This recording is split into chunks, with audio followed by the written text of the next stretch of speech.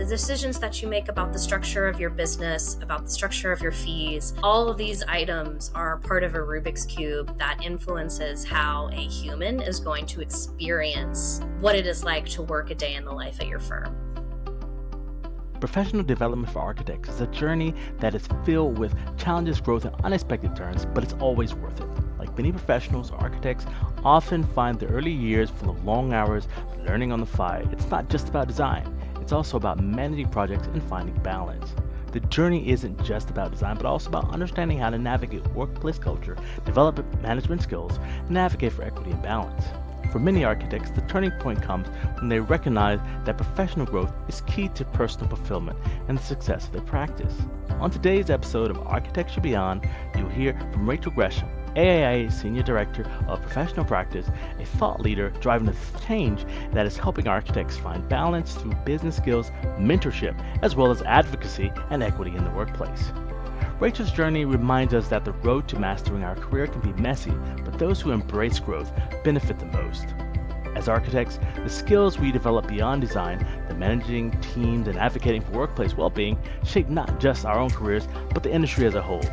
Join us in this episode as we sit down with Rachel Gresham to discuss how professional practice and business skills can elevate your practice in architecture. And stay tuned to the end for a special reward from our sponsor, I Am the Studio, a leading skills platform training architects in the latest of skills. Hello, and welcome to the Architecture Beyond podcast. I am your host, Brandon Gibbs, and today we have a special guest who's telling us about the incredible world of what's happening with professional practice. This is the Director of Professional Practice with AIA, also an advocate for workplace culture, Rachel Gresham. Welcome to the show. Hey, Brandon, thanks so much for having me. I'm so glad that we ran into each other here in Nashville. Yes. Like Nashville has so many great creatives, and it's just a great culture. So That's yeah, right. it's great meeting you. Yeah, and learning about what you're working on. So I have a few questions, but I guess could you really get us started, sort of learning a little bit about what is your journey and what inspired you to focus on a topic such as workplace culture, practice management, and social justice? Yeah, I'll tell you my story. So I think like most people's architecture story, they started wanting to be an architect very young, and I did too. And I had a neighbor growing up who lived next door to me. He was an architect, and his wife was an interior designer. And they were kind of a third set of grandparents for me. And he was an architect. And I have this very vivid memory very early on in childhood. He took me down to his workshop where he built lots of things. And he made me a dollhouse out of foam core. And so that's really a core memory for me that sort of got me interested and aware that there is a profession or a job out there that you can do as an adult where you can build buildings. When I was in middle school and high school, I got very interested in art, like I think a lot of architects do as well. And then I was very fortunate in my high school days to have drafting classes. So I had an excellent drafting teacher at my high school that had engineering classes, drafting classes, and some specialized architecture classes where we learned how to design a house, including sizing a fireplace for the proper stack ventilation, which I've never had to do in real life. It was super interesting to learn those things. And I even learned how to hand draft. So I might be one of the few left that got my start in drafting by hand. And then, of course, I did not live too far away from Virginia Tech, and Virginia Tech Architecture School is definitely one of the popular choices here on the East Coast, especially for Virginians like me. I went to Virginia Tech and graduated in 2013 from architecture school. And then early on in my career, I had a great privilege to be a part of 3 different firms very early on. I call it a privilege. It's a sordid tale. I started out in a multifamily firm in Richmond, Virginia, and then moved to a firm in Charlottesville about 18 months later. And then I was actually laid off, unfortunately. But as most stories like being fired or being laid off go, of course, that's, it's one of the greatest things that ever happened in my career, right? I got the opportunity to really think critically about what I wanted out of my career, what I wanted out of my life. And it sort of forces you to sit down and really prioritize and create a plan. And so with that plan, I thought, I'm young and sprightly. I'm going to go to Nashville, Tennessee. And so in 2016, I think it was, I've been here almost 8 years now, goodness gracious. I came to work for a firm called TM Partners that is still very near and dear to my heart. What they were offering at the time was just a fantastic culture. I was the 44th person to work at that firm. Um, and one of the things, back to your original question, one of the things I noticed as I was moving through all these different architecture firms was they all have their different sort of quirks, their ways of being, their cultures, the things that they value.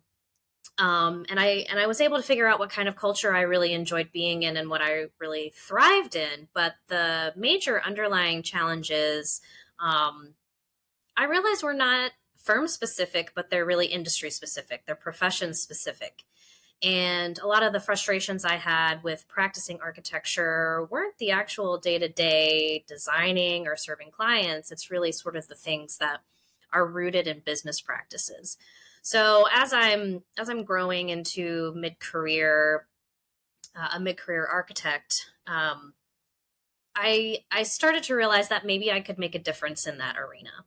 And I was toying with the idea of going back to school and talking with some trusted mentors. And one of my mentors um, really thought that I would thrive in business school. And the things that I was really passionate about would be something really interesting to explore in business school. So I was finding myself passionate about work cultures because I'd been part of so many. At that point, I had given a keynote at Michael Rosica's Young Architect Conference about work culture. And that was a turning point for me in that, wow, people are really wanting to talk about work culture. People are really wanting to talk about how this impacts them. And I have a philosophy that work culture starts with how you run your business. So it made a lot of sense for me to go back to business school here in Nashville at Belmont University. And then I graduated in 2022. I'm one of those crazy people who decided to still continue practicing architecture while getting my degree on the side. It was Okay. insanely hard, but one of the best decisions that I've ever made for my career. And so I practiced for a little while longer after that, making it pretty much a complete 10-year practice of architecture experience. And then an opportunity came along at AIA. After I graduated, I was really looking for a way to combine my skills, my architect license, my business acumen, my workplace culture, passions, and advocacy. How can I combine all of that into sort of like this epic dream job?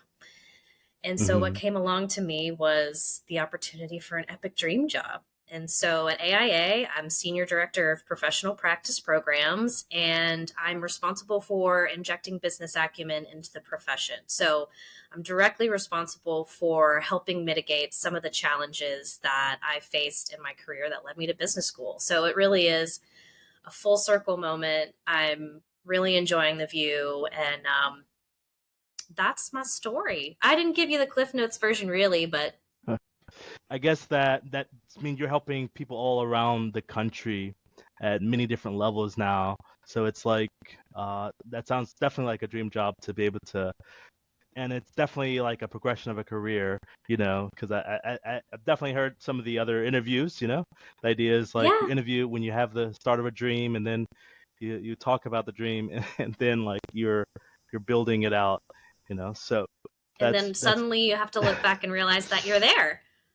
yes, yes, and then you're still creating new That's right. horizons, and that's really great. So tell us a little more about that, and we'll get into sort of that idea of the workplace culture, but Hmm. like sort of what is that connection with like getting an MBA? How does that business? Because we talked about this sort of how business connects to firms or how it doesn't. What is the connection between business and how does this additional qualification influence your work and perspective in the architecture industry? Absolutely. I believe that my business degree has given me a 360-degree view of it's completed the picture for me. So while lots of folks learn through the School of Hard Knocks how to run a business in architecture, there's nothing wrong with the School of Hard Knocks. What I found was super valuable about my business education was that I was learning fundamental business principles out of context. So I was going in and I didn't really have, of course, I have never run a firm before. I've never owned a firm before. So I was learning these things a bit out of context.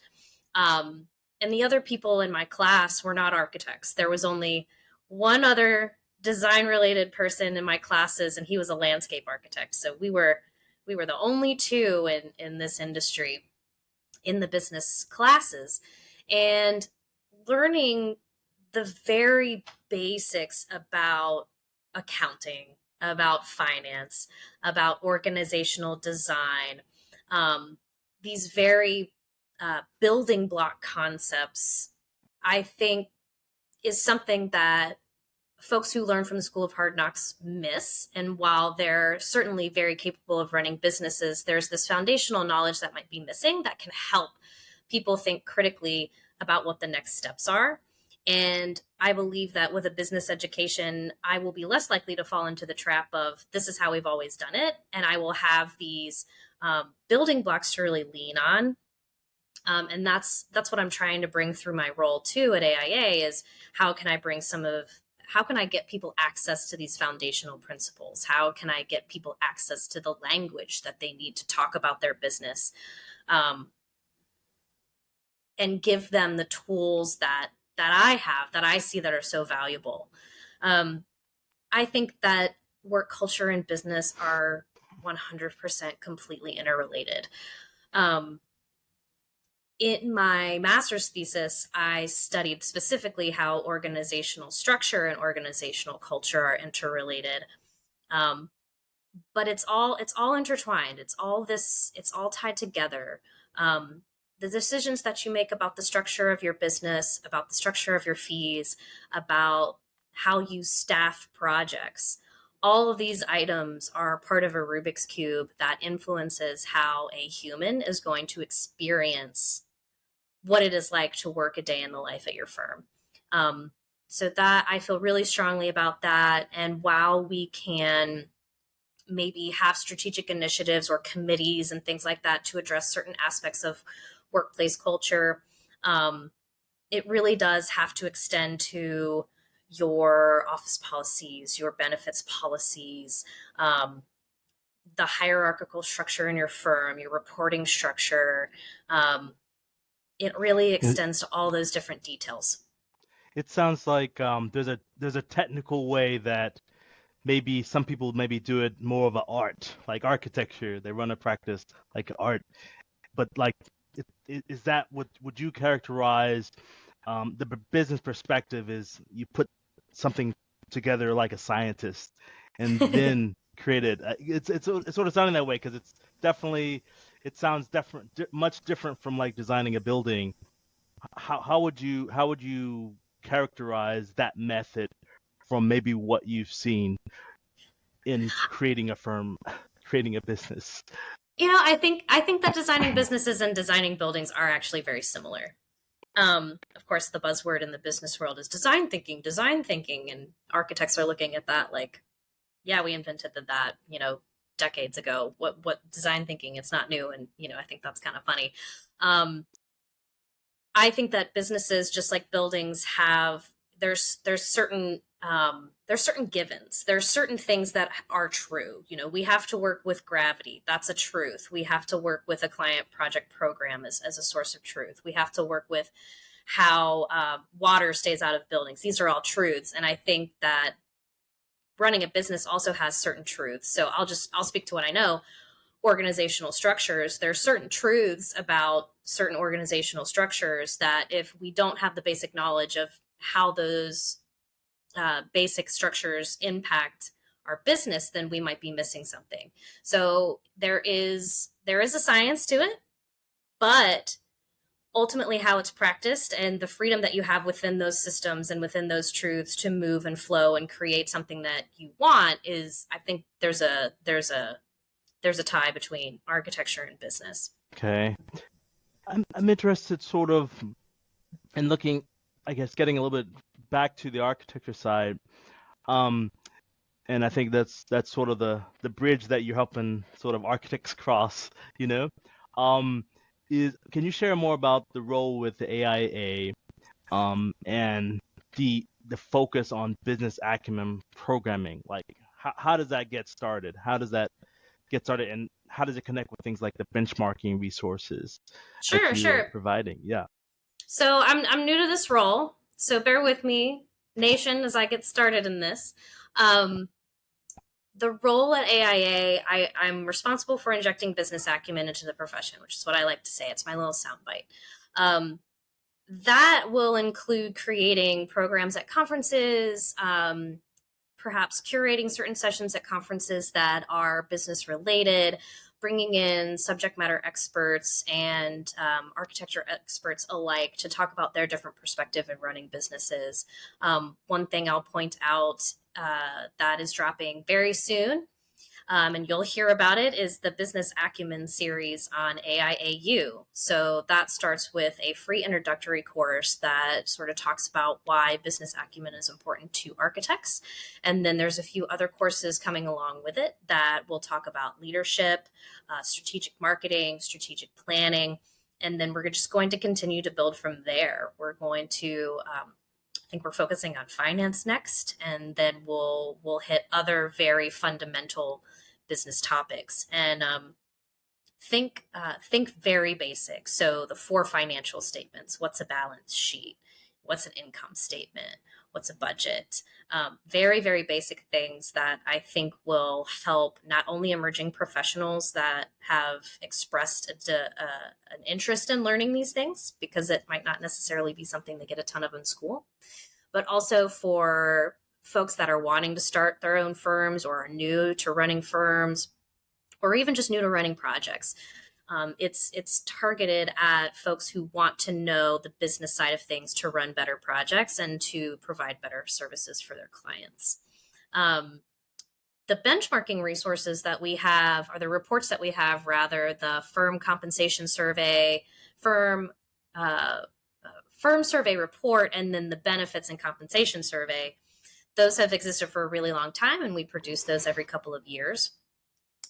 Those are incredible resources for AIA members.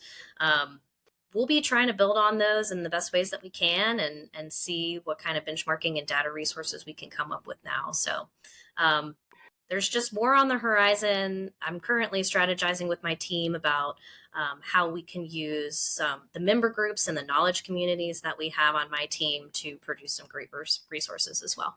What do you think most firms and sort of what are they getting wrong about business?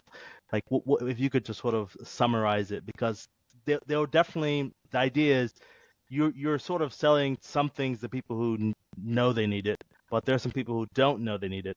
So what are the things that people pretty much might be just missing the bar, and that's why they need this? Yeah, I think if I could throw a wrench in the spokes of anything, it would be how architects talk about their value. And this probably won't sound new to any of your listeners. I think that we have a hard time talking about what our value is. We have a hard time expressing what our value is to the public.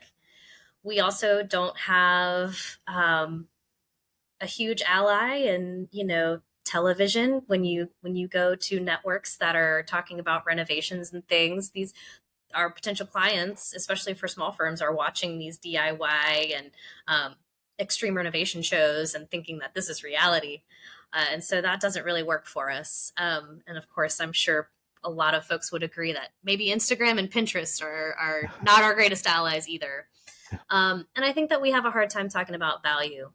I did a presentation in my marketing class, and we had to pick a topic of marketing to speak about, and we had to choose the topic at the very beginning of the semester. And I gave my presentation, I think, 5 weeks later, and I saw that price was one of the topics that we could pick to speak about. And I was like, that's mine, because I want to talk to my colleagues or my fellow students about, what it's like to set a price for architecture services.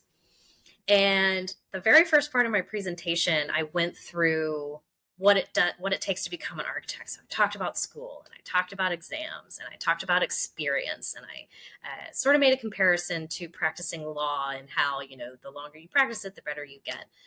And I asked them, this was via Zoom, It was during the pandemic. And I said, given these qualifications, how much do you think architects bill per hour? And in the chat, Brandon, you would have laughed as hard as I did. It was anything from $50 an hour to $500 an hour. Okay. And so I think that's a perfect little micro example of just like no one understands what our value is. And the way we talk about value. The example I like to give when talking about value is I make a comparison to how Coca-Cola might talk about their products.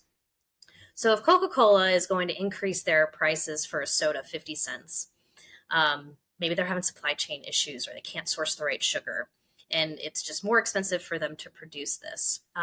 They don't go to the consumers and say, gosh darn it, it's just harder to get sugar, and this is a real challenge for us. And the sugar that we used to have just isn't great, and we're it's taking longer to get here, and darn, we're just going to have to charge you 50 cents more. They don't do that, right? They go to the consumer and they spin it as a value choice. You're getting more value out of the sugar that we're sourcing. The aluminum that we're sourcing for our cans is more responsible. You're making a moral choice by paying 50 cents more for your Coke than you would another brand.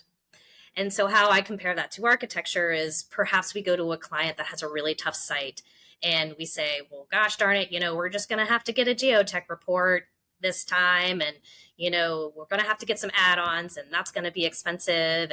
And we just don't know. It's really hard and uncertain for us. Instead of helping a client understand that they're getting more value by potentially paying you more in fee to say, you'll save money in the long run if we get these issues sorted out sooner. There's more value in what we can provide if we know more about the soils. There's more value in what we can provide if we know more about what's under the earth during a geotech report or a site analysis. So I wish that we would talk a little bit more about our value, the way other businesses might talk about their value, and focus really laser focus on the benefits that customers are getting, clients are getting. So more the benefits than the jargon of That's right. the party of our designs. That's really helpful. What lessons are you bringing in from some of the projects that you worked on? How do these help you in creating that professional practice? Sort of your edge to it. Like, do you have any projects that stand out? One project that really stands out that made me super passionate about serving clients and therefore treating ourselves well so that we can serve our clients well. I was on the design team for the Metro Nashville Police Headquarters and Family Safety Center. Shout out to that team. That was a really sensitive project. There was a really ambitious goal of bringing in lots and lots of social services in and around Nashville, non-government organizations, nonprofits, other government services under one roof, including the police, including investigators and detectives. So the goal being folks that are victims of domestic violence or need a safe place to go to tell their story, they have one place to go in town instead of tons of places to go in town, and they only have to tell their story one time, and they know where to come to get help. It's one place, it's one safe haven. And I realized through that project that some of these projects we do are really high stakes. Some of the end users of our buildings, they need us. They really need us to be at the top of our game. They need us to be healthy. They need us to be happy. They need us to be enjoying our work. And we're not serving them if we're staying up until 2:00 in the morning trying to finish something. We're not serving them well. Yes, we're getting the job done, but is it the best job that we could do? Is it the best job? Is it the best building that's being designed at 2:00 in the morning after a 60-hour week? And so that was one of those projects that made me realize, like, we need to take care of ourselves so that we can take care of our clients, because we're not giving them our best work if we're not at our best either. More of a taking care of the human-centered design, not just for humans, but as a human.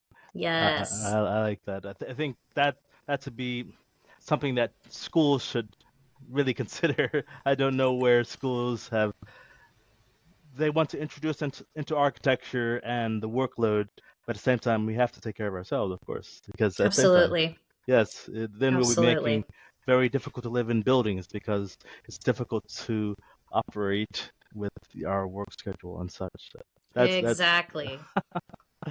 that's a great characterization. Do you ever go back to that project? Because that again, it's like every architect, there's been a project either we worked on or just that affected us. Like, is that part of your regular you know process?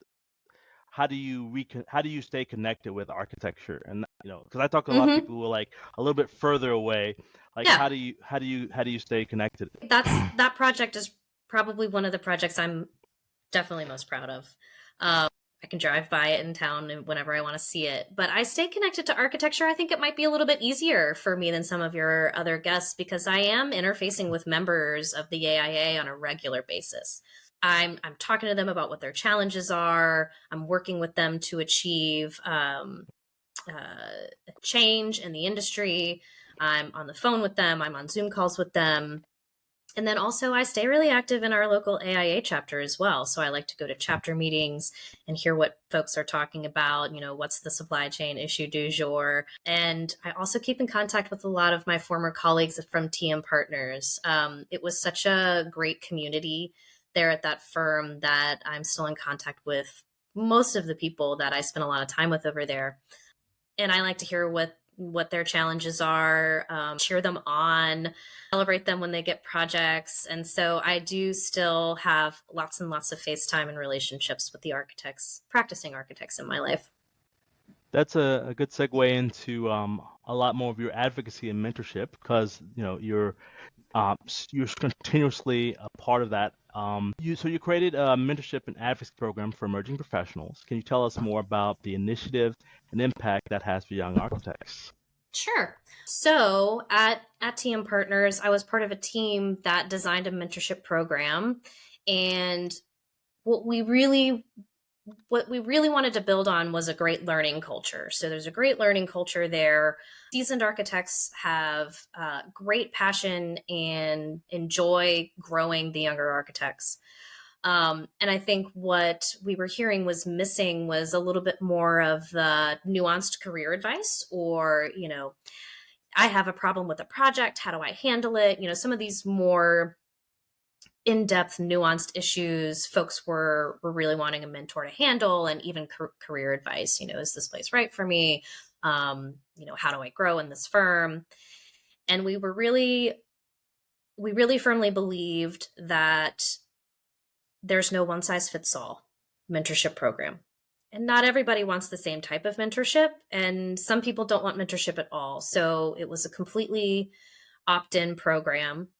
We sort of had a speed dating event every summer. So we did it in the summer very specifically so that our co-op interns and our summer interns could participate in it. Even if they were going to be there for a short time, it was still really fun for them to get to know folks in the firm.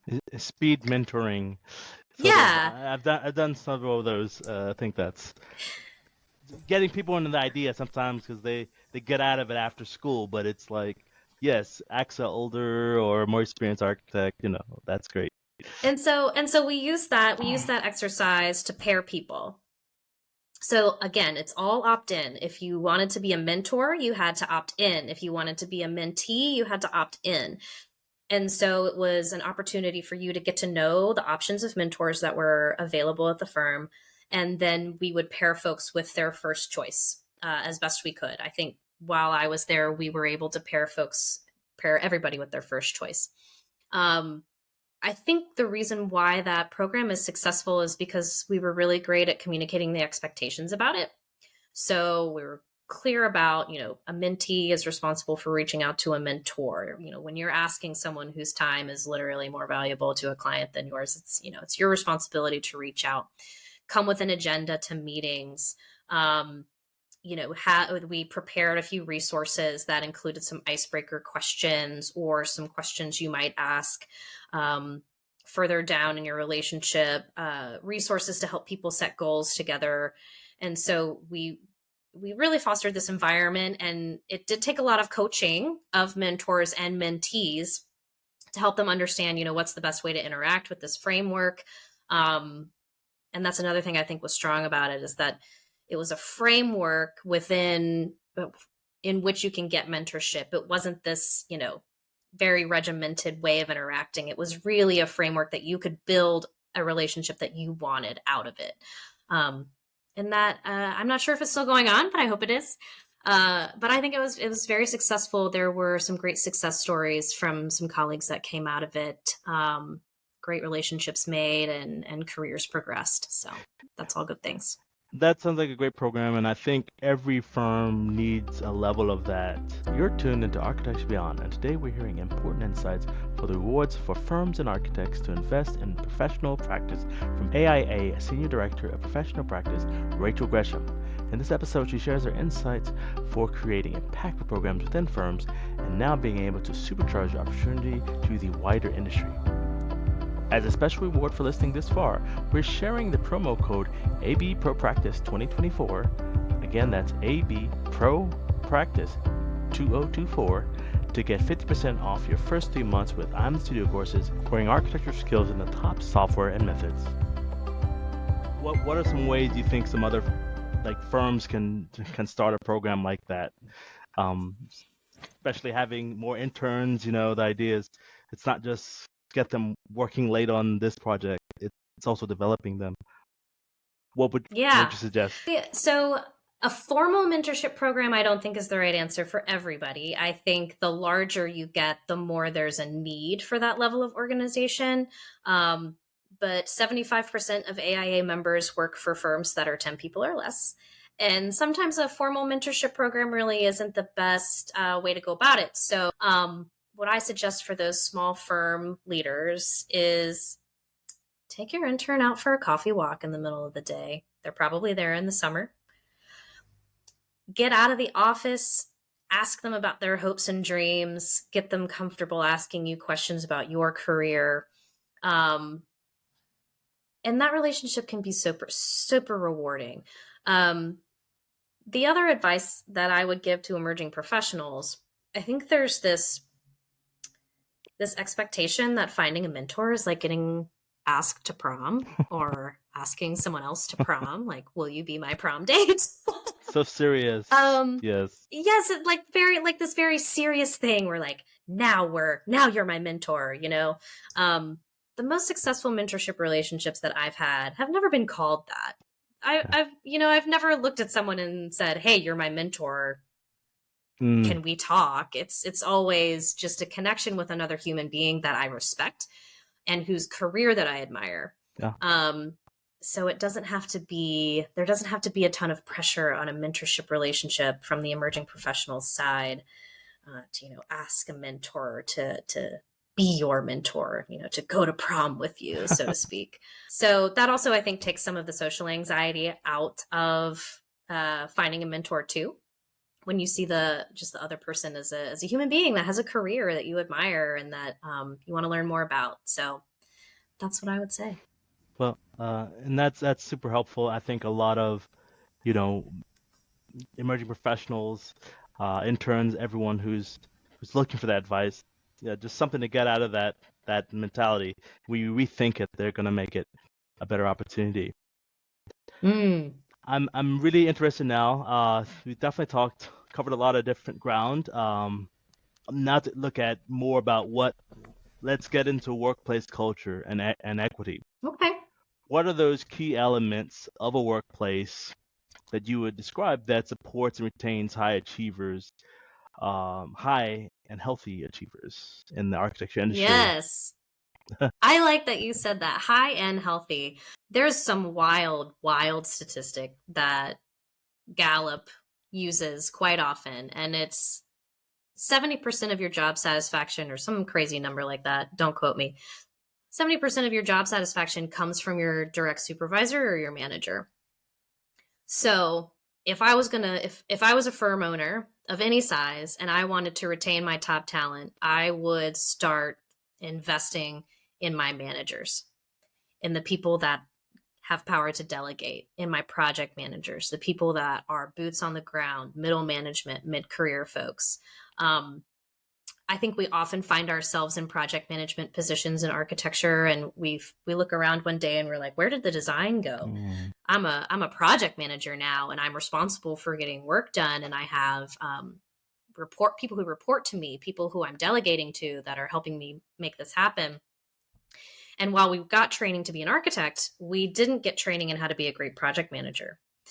And so I think it's super important to grow people who find themselves delegating to people into a place where they feel comfortable and confident leading.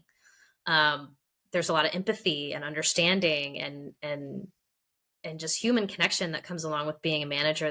That will, if you train your folks in those arts, you're more likely to retain top talent. And then that top talent will move into those positions that are managers, and now you're training them. And now you're training them to be great project managers. And then we'll throw in the business into it. Now you're growing someone very into this, awesome person inside of your firm that can really run things. And they also have the human aspect of it down.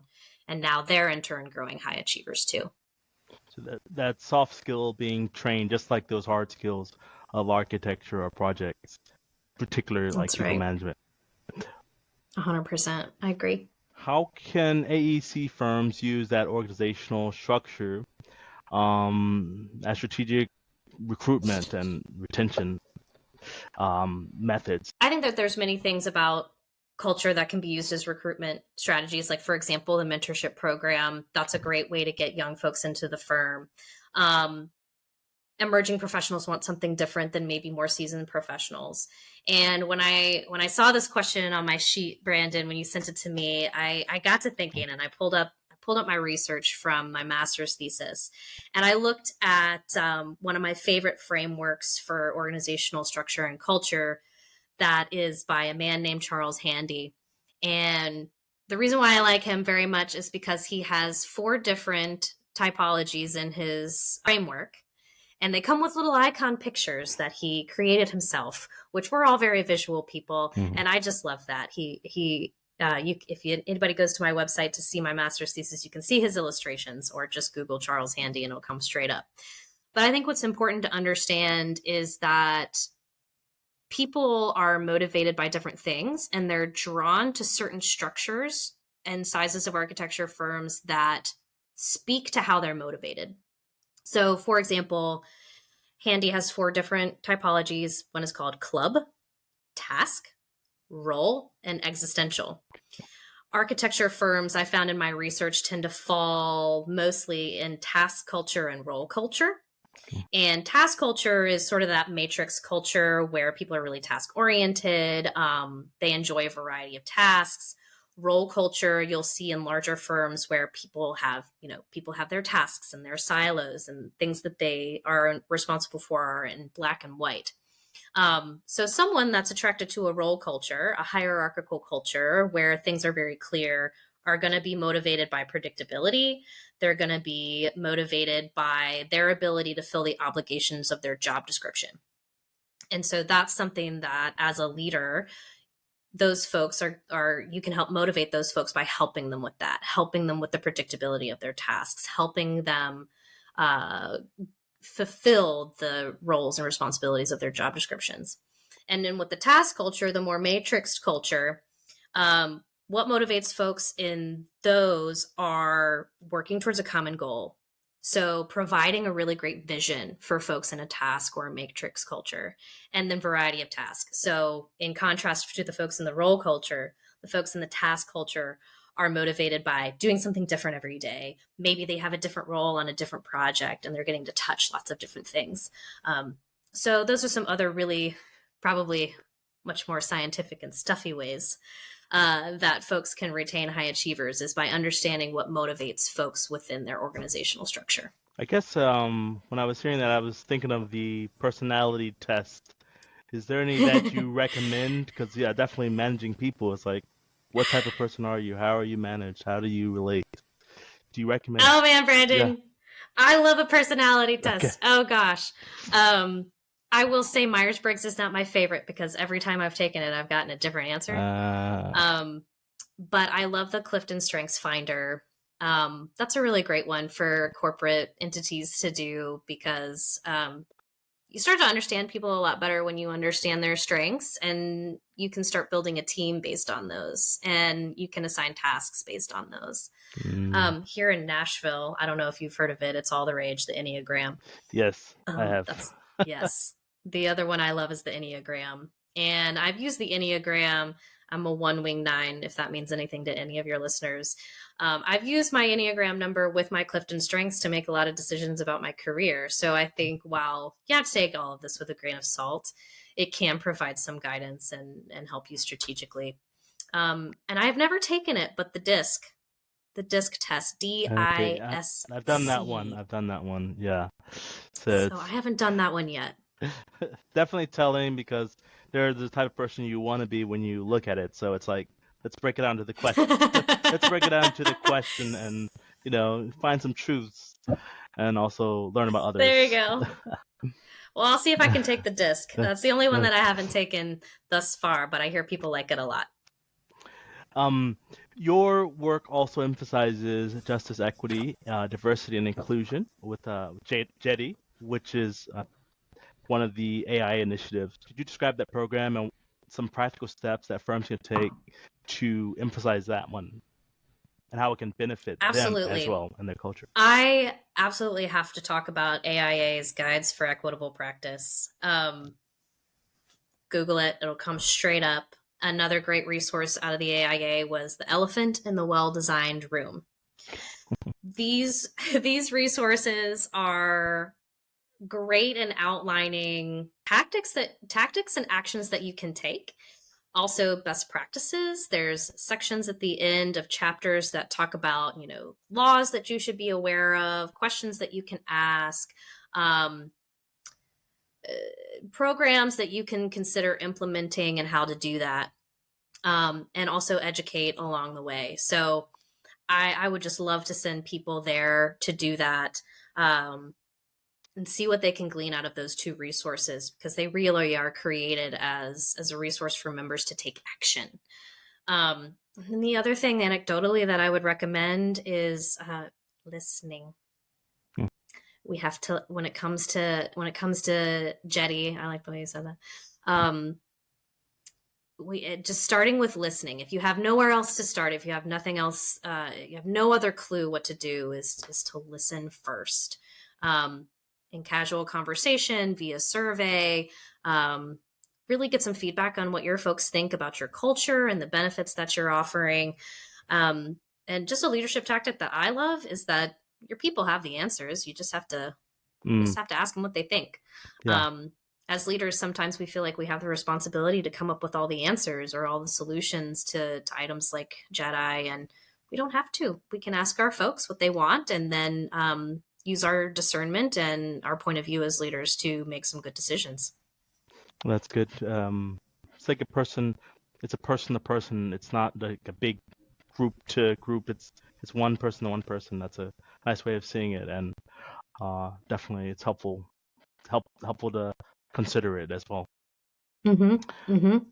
We've gone through lots of great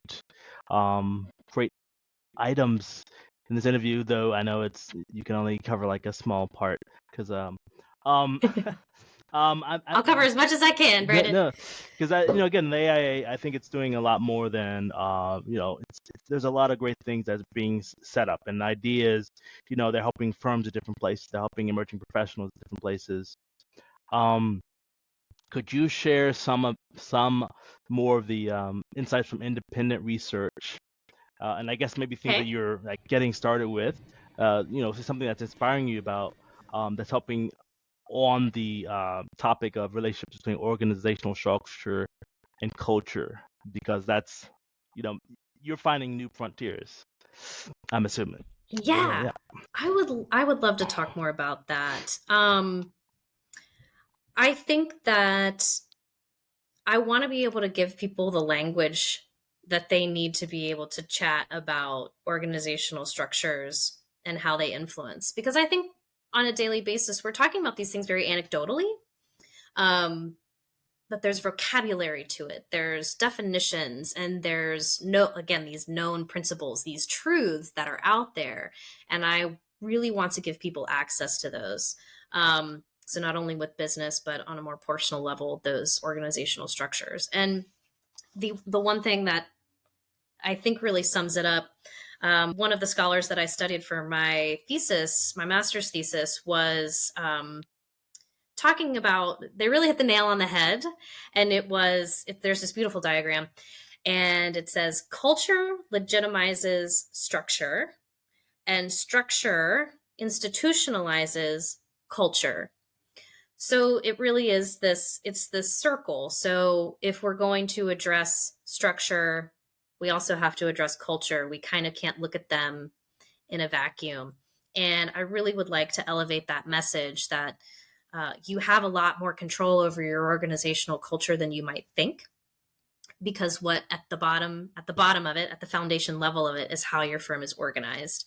And then also, I want to give people the vocabulary about the different elements of organizational structure.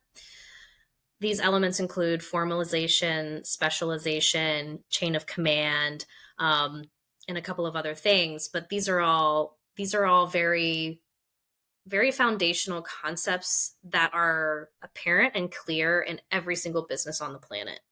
And if you start to understand these dials of formalization or specialization and chain of command, and you understand how they play out in the size firm that you have or the structure firm that you have, and then you have goals about what you want your culture to look like, then you can start to really tweak these dials. Do I need more formalized processes?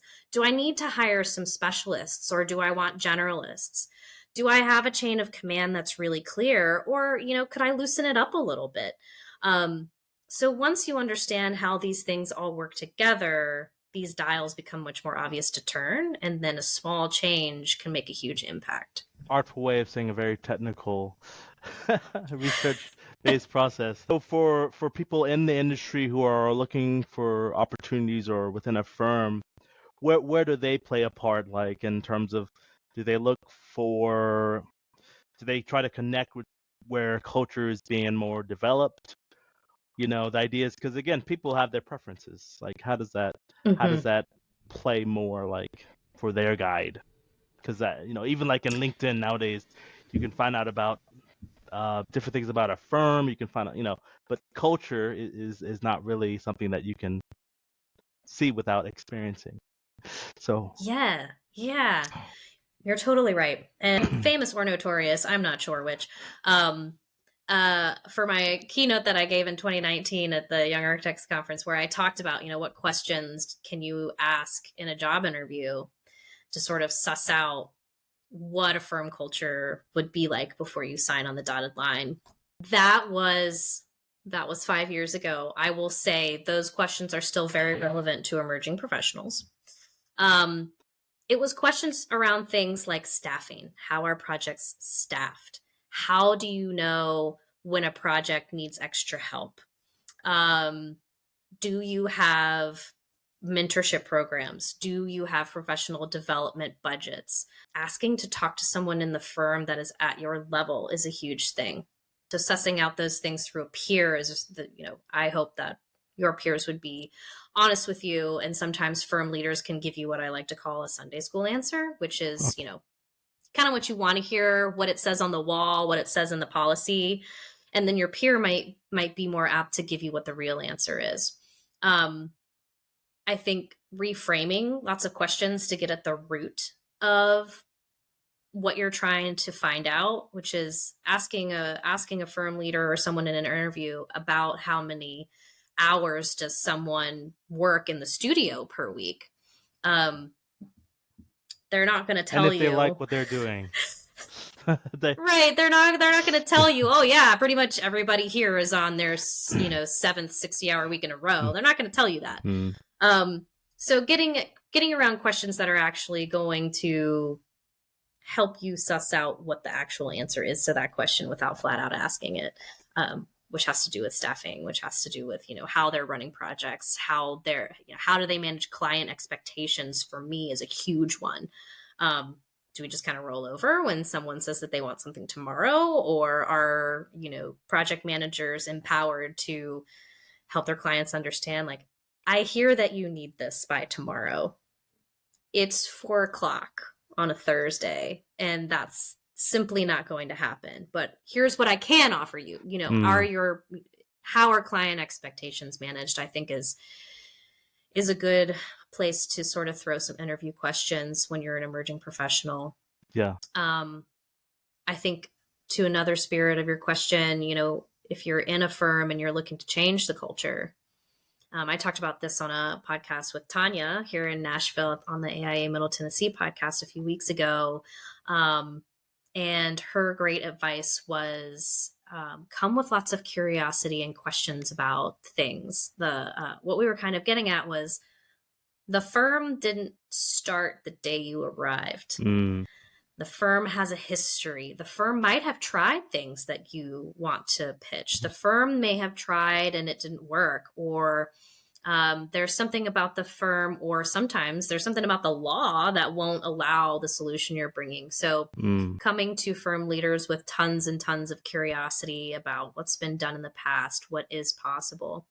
And then I really have to push for the business acumen side of things. Yes. Knowing how the business works, coming with lots of questions and understanding of how the business works will add a layer of understanding to what might be able to be done about some cultural aspects that I think just shows initiative, and shows intelligence, and shows sensitivity to a larger picture that your firm leaders are going to be really receptive to.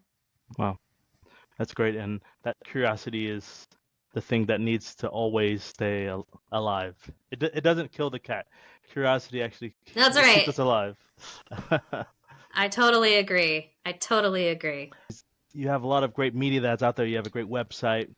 I think it would be great to find out where listeners can hear more about Rachel Gresham, hear more about Pro Practice. Where are some links where they can find out the latest? Yeah, my website URL is www.rrgresham.com. You can go there, and there's a library collection of some podcast appearances where I've talked about work culture in the past. You'll also find the research paper that I've been talking about. You can learn all about the different frameworks and typologies of organizational culture and how they relate to structure and architecture. I'm building out some blogs there where you can start to learn more in depth about these structures and cultures. And then hit me up on LinkedIn. LinkedIn is where it's at. My LinkedIn name is Rachel R. Gresham, AIA, MBA, WellAP, CDT. Please feel free to follow me, connect if you'd like. Always willing to grab coffee with someone who is interested in hearing about what's going on at AIA or in pro practice land, connect you with resources, and then talk about organizational culture and structure too. Always send me a message when you connect with me on LinkedIn. As we all do, sometimes we get lots of junk connections. So if your listeners do want to connect with me on LinkedIn, please tell me what you heard on the podcast that you really enjoyed, and I will smash that connect button for you. So that's how you can find me. That's awesome. Thank you so much, Rachel. It's been a great, even just talking about a lot of topics, a great insight into each one of those. So thank you so much for being on the show. Thanks for having me, Brandon. And I really look forward to seeing you around the Entrepreneur Center. Oh, yes. As the days go by. Yeah. And Nashville and future AIA conventions as well. So That's right. Love to hear it. So thank you again, also audience. Thank you for watching. This again is Brandon Gibbs, your host for Architecture Beyond. You can find links to find more about Rachel Gresham and more of her great work with Pro Practice and the AIA in the description below. Thanks for joining us. See you in the next show. Thank you so much for joining us in this episode of Architecture Beyond, where we heard expert insights into workplace culture from American Institute of Architects Senior Director of Pro Practice, Rachel Gresham, sharing her studies and vision for architects better at the business they work at and in their communities. If you listen to the end, we'd love to share with you a special gift of 10% off any print item from the official Architecture Beyond shop at imthestudio.com/shop.